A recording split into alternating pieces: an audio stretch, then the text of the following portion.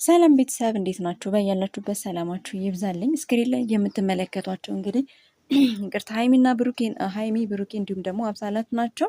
እኔ በጣም የገረመኝ ነገር ማለት ነው ቤተሰብ ሀይሚ እርጭ ሲል አልወድም አይነት ነገር ሆነብኝ የዛሬ የስራዋ ያየሁት ማለት ነው። ምክንያቱም ሰላም አትፈልግም እንዴ ማለት ብሩኬና እሷ በደስታ መኖር በፍቅር መኖር ነው ስትፈልግ የምናየው እስካሁን ድረስ ማለት ነው። የትናንትና ቪዲዮዋ ግን በጣም ብዙ ሰው ያስቆጣ እንዲሁም ደግሞ ያስገረመም ጭምር ነው። በዚህ አጋጣሚ ደግሞ ብሩኬን አለማድነቅ አይቻልም። ቤተሰቦቼ አንድ ነገር ልንገራችሁ ወደ ሀሳቤ ከመግባቴ በፊት በእናታችሁ በብሩኬና በሀይሚ ፍቅር እነሱን ስለምትወዳቸው በእነሱ ልለምናችሁ ቻናል ላይክ አድርጉልኝ። ላይክ ነው የምፈልገው። አሁን ሰብስክራይብ አድርጉ ብዬ አላስጨንቃችሁም።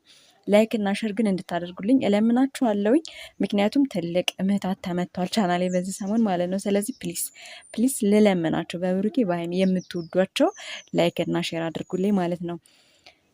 እና ወደ ሀሳቤ ወደ ገደለው ስመጣ ከአሁን በፊት ስለ አብሳላት አንድ ቪዲዮ ፖስት ያላችሁ በጣም ብዙ አይቶት አይቻለኝ እና በጣም ብዙ ሲሳደብ ነበረ። ስድስት ሳትሳደቡ ሀሳባችሁን በኮሜንት ላይ መግለጽ ትችላላችሁ እና ትናንትና እንግዲህ ሴት ልጅ ናትና ተረዳት ሀይሚ ብላ አብሳላትን ወደ ቤት ጠርታታለች ማለት ነው። ምናልባት በዚህ ጋር የምትመለከቱት ነገር መልካም ጎን ሊኖራት ይችላል። እንደ ሴት ልጅ ጥሩ ማለት እንደውም በቃ ብልህ ሴት የምትባለዋን አይነት ሊያስብላት ይችላል ሀይሚን። ነገር ግን ደግሞ በሀይሚና በብሩኬ መካከል ማንም ሰው እንዲገባ አትፈልግም፣ ብሩኬም አይፈልግም። ተናግሮታለም እኔ ማንንም ሰው ጎትተሽ ቤት እያመጣሽ እኔና አንቺ ተባልተን ልንሞት አይደለ ወይ?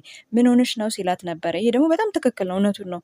አይደለም ቤት ቀርቶ እኔ እንኳን ደውዬ ሳወራት ብሩኬን ቃል አቀብለው ፈልጌ ለምን ስልክ እንደማያነሳ ነግራኛለች። ያለውን ችግር በጣም ብዙ ችግር እንዳለ በመካከላቸው በጣም ብዙ ሰው እንደሚያጣላቸው ሊያጣላቸው የሚፈልጉ በምክንያት የምናገኛቸው ብለው ሌላ ነገር ውስጥ እንደሚከቷቸው ያሰቡ ስላሉ ነግራኛለች ማለት ነው። ሀይሚ ከአሁን በፊት የታች ቪዲዮን ካላያችሁት እኔና እሷ ተገናኝተን ያሰራሁት ቪዲዮ አለ እና ታዲያ ዛሬ ያንን ነገር ረስታ በዙሪያ ብዙ ነገር እያለ ለምንድን ነው አብሳላትን ቤት ድረስ ጠርታ ተረዳት ልትለው የፈለገችበት ምክንያት?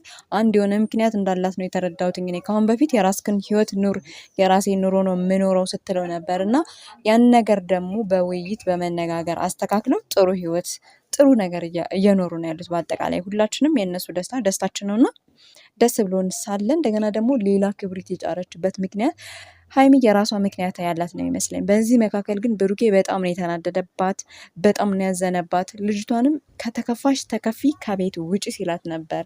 ምናልባትም ለሴት ልጅ ክብር አለኝ፣ በጣም አከብራለሁ፣ እወዳለሁ። ሴቶች ሲጠቁብኝ ወይንም ደግሞ ጉዳት ሲደርስባቸው ሲያዝኑ ማየት አልፈልግም። ነገር ግን አንቺ በህይወቴ ብዙ ነገር እንዲመጣ እየፈቀድሽላቸው ነው ሲላት ነበር። ሀይሚን በጣም ትክክል ነው። እዚጋም የተናገራቸው ነገር ሲጀመር ትናንት ሙሉ ቪዲዮን ያያችሁ ልጆች ካላችሁ የብሩኬ ንግግር በቃ ምንም ጠብ የሚል የለውም።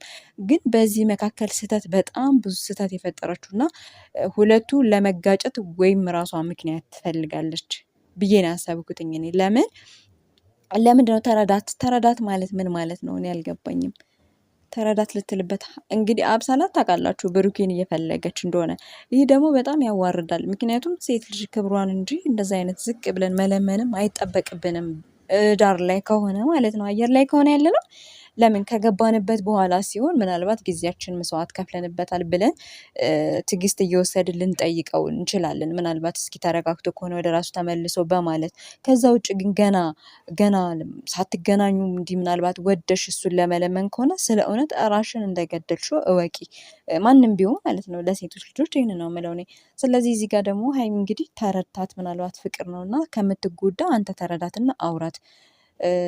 ምናልባት ሀይሚ ለአብሳላት አስበሽ ከሆነ ምናልባት ደግሞ እኔ አላቅም ብቻ ምን እንደምላችሁ እዚህ ጋር ማለት ነው። ግን አስባላት ከሆነ ውጭ ላይ ጠርታ ቤቷ ድረስ ማሳየት ራሱ አልነበረባትም። ቤቷን ካሳየች መኖሪያቸውን ካሳወቀች ይች ልጅ ነገ ጠዋት በር እያንኳኳች እየመጣች ትልቅ ሰላማቸውን ትነሳቸዋለች ማለት ነው። ስለዚህ ውጭ ላይ ጠርተሽ ይሄ ነገር ነው እሱንም ቢሆን እዛው እንዳለ ጠርታ ማውራት። ሲጀመር ብሩኬ ሳያቅ ነው የጠራቻት ልጅቷን አይደል? ድንገት መጣ። ከዛስ ምን ሊል ነው የሚችለው የልጅ እውነቱን ነው የተናገረው። ስለዚህ የሀይሚ በጣም ትልቅ ስህተት ነው የሰራችው።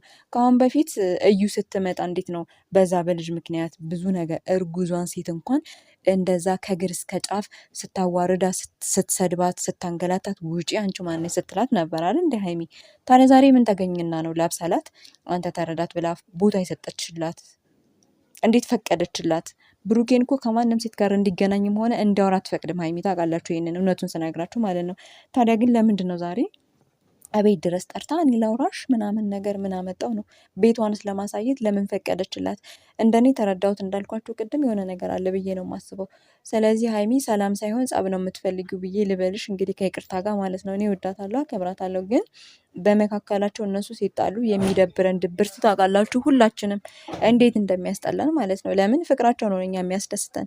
እነሱ ሲደሰቱ እኛም ደስ ይለናል። ጓደኞቻቸው የሚወዷቸው ኦዲየንሶቻቸው ራሱ የቱን ያክል ክብር እየሰጧቸው እንደሚደሰቱ የታወቀ ነገር ነው። ስለዚህ ዛሬ ደግሞ ይህንን ነገር በመፍጠሯ በጣም ብዙ ሰው ሲናገራት ነበር ሀይሚን።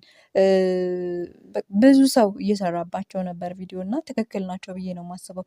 በዚህ መካከል የሆነ ነገር ተፈጥሮ ሀይሚ ብሩኬ ቢያስቀይማት ወይንም ደግሞ ስታለቅስ ብናያት ጥፋቷ እንጂ ሌላ ማንም ሰው በብሩኬ የሚያስብ የሚናደድ ሰው አለ ብዬ አላስብም። ትልቁን መንገድ የጸቡን መንገድ የከፈተችው ራሷ እስከሆነች ታያላችሁ። ደግሞ በቀላል የሚፈታ አይመስለኝም። ብሩኬ ለጊዜው ቢናደድም ከጊዜ በኋላ ወይ ደግሞ ከአብሳላት ጋራ ቢነጋገር ብታየው ሀይሚ እንደገና ትጭራለች ማለት ነው።